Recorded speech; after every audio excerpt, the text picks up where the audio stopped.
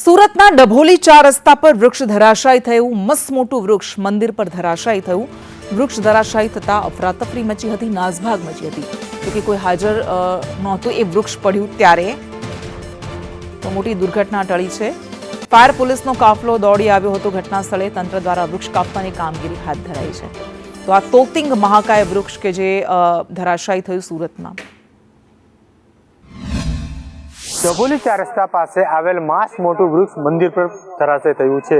સીધા દ્રશ્યો જોઈ શકો છો। ડભોલી 4 રસ્તા પાસે આવેલ ભોળાનાથનું મંદિર છે, વર્ષો જૂનું, અને વર્ષો જૂના ઝાડ પણ છે, લીમડાનું ઝાડ તે ગત મોડી સાંજે ધરાશાયી થયું હતું અને ધરાશાયી થતા નાસભાગ પણ મચી હતી। પરંતુ આ ઘટનામાં કોઈ પણ પ્રકારની જે જાનહાની થઈ નથી, કારણ કે મંદિર જે હતી તે સમય બંધ હતું। કાલે લગભગ 7:30-8 ની વચ્ચે આ ઘટના બની છે।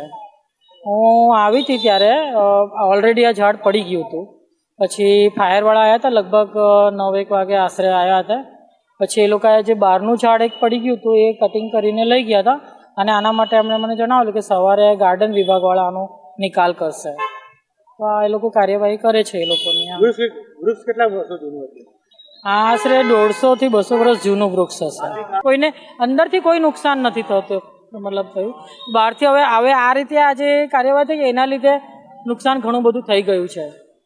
કાલે એટલી બધી પતરા તો બધા ડેમેજ થઈ ગયા છે। હવે અંદરની જોઈશું એટલે ખબર પડશે, પણ આશરે તો બધું નુકસાન થયું જ ગયું છે। હવે હાલ સમગ્ર ઘટનામાં મંદિરને જે છે પાલિકા દ્વારા સાવચેતીના ભાગરૂપે કોર્ડન કરવામાં આવ્યું છે। મંદિરની અંદર કોઈ પણ વ્યક્તિને પ્રવેશ આપવામાં આવ્યો નથી, પરંતુ ગત રાતે જે ઘટના બની હતી ત્યારે નાસભાગ મચ્યું હતું, પરંતુ ફાયર વિભાગ દ્વારા અહીં આવીને જે બીજું ઝાડ પડ્યું હતું તેનું કટિંગ લઈ ચૂક્યા છે। પરંતુ હાલ સમગ્ર ઘટના મામલે મંદિરને જે છે કોર્ડન કરવામાં આવ્યું છે, અંદર કોઈ પણ વ્યક્તિને પ્રવેશ આપવામાં આવ્યો નથી।